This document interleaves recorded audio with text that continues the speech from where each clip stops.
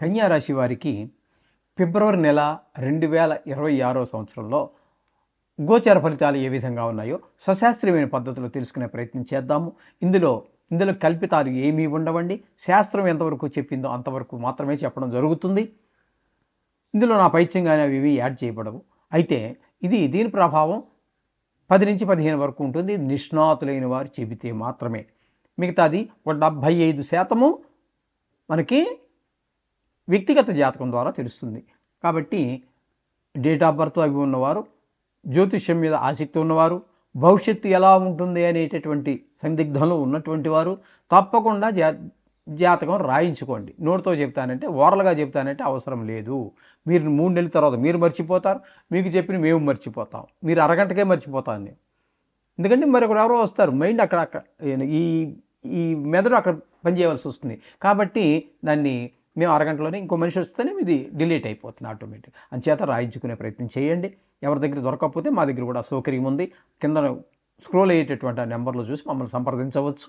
ఇకపోతే ఈ కన్యా రాశి వారికి పంచమ స్థానంలో శుక్రగ్రహ సంచారం 5 రోజుల పాటు జరుగుతోంది. పంచమ స్థానంలో సంచరించేటటువంటి 5 రోజుల్లో సంతానం చాలా చదువు మీద ఇంట్రెస్ట్ చూపించటము, వారికి ఉన్న చేతనే చిన్న పెద్ద చితక ఏవో ఉంటాయి కదా లలిత కళ్ళు, వాటిలో కాస్త ప్రవేశం చూపించటము, కాస్త మిమ్మల్ని ఆనందపరిచే పరిస్థితి ఉంటుంది పిల్లలు. ఆ తదుపరి అక్కడి నుంచి 23 రోజుల పాటు 6వ స్థానంలో వెళ్తారు. 6వ స్థానంలో శుక్ర భగవానుడు గోచార రీత్యా యోగ ఫలితములను ఇవ్వజాలడు, మంచి ఫలితమును ఇవ్వజాలడు. తద్వారా చిన్నపాటి అనారోగ్య సమస్యలు తలెత్తేటటువంటి అవకాశం ఉంటుంది. అలాగే రుణాలు కావాలంటే ప్రయత్నం చేస్తే దొరకదు.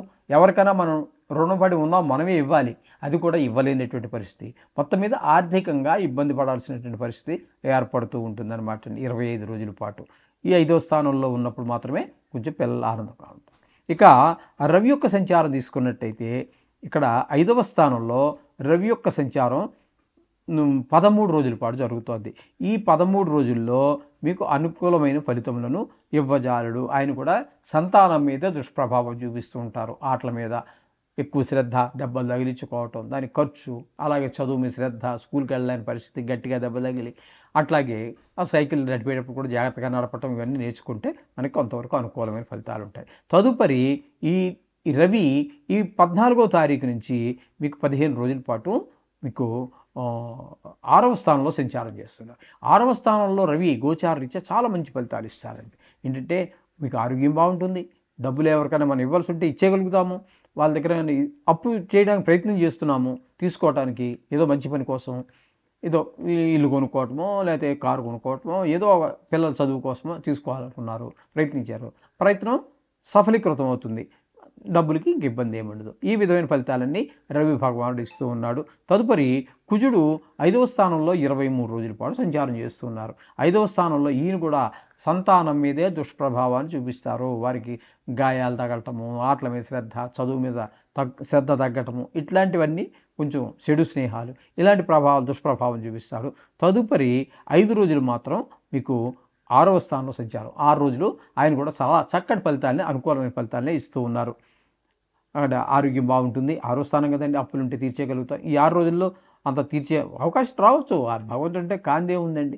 అంచేత ఆ విధమైన పరిస్థితి అంతా కూడా మీకు కుజుడు కల్పిస్తూ ఉన్నారు. ఇకపోతే బుధుని యొక్క సంచారం 3 రోజుల పాటు పంచమ స్థానంలో, ఇది కూడా సంతానం మీద దుష్ప్రభావాన్ని చూపిస్తుంది.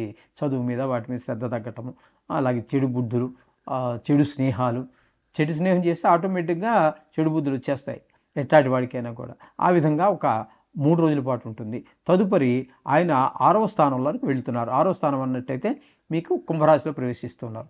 కుంభరాశిలో ప్రవేశించిన దగ్గర నుంచి ఆయన మీకు మిగతా 25 రోజుల పాటు, అంటే సుమారుగా అనుకోండి ఒక 2 అటుకేం కానీ, అక్కడ 6వ స్థానంలో ఆయన కూడా మంచి ఫలితాలు, ఆరోగ్యం బాగుండే విధంగా, అప్పులుంటే తీర్చేసుకునే విధంగా, ధనానికి లోటు లేని విధంగా. ధనానికి లోటు ఉండదండి, ఎందుకంటే అప్పును తీర్చేయగలుగుతున్నారు, లేదా అప్పు కోసం ప్రయత్నం చేశారు, ఎవరో ఇచ్చారు మహానుభావుడు, అంచేత ఏమవుతుంది, మొత్తం మీద మీరు ఫైనాన్షియల్గా ఇబ్బంది పడేటువంటి పరిస్థితి ఏర్పడదు అనమాట. ఈ విధమైన పరిస్థితి అంతా బుధుడి వల్ల ఏర్పడుతుంది. ఇకపోతే రాహుగ్రహ సంచారం 6వ స్థానంలో. ఈ నెల రోజులు కూడా ఆయన అక్కడే ఉంటారు. అంటే చెప్పాలంటే ఇంకా చాలా కాలం ఉంటారనుకోండి.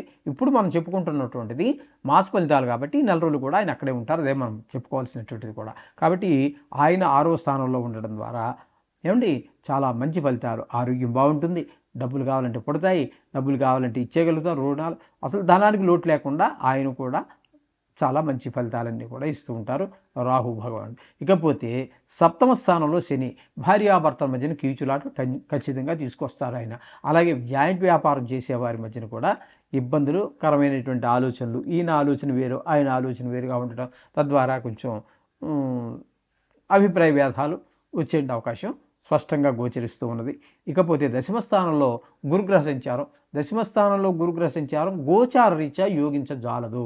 వృత్తిపరమైన, అది మీరు వృత్తి అంటే సొంత వ్యాపారం కావచ్చు, లేదా ఉద్యోగం కావచ్చు, లేదా గవర్నమెంట్ ఉద్యోగం కావచ్చు, ఏదైనా కావచ్చు, మీకు వృత్తిలో కొన్ని ఇబ్బందులు ఎదుర్కోక తప్పదు.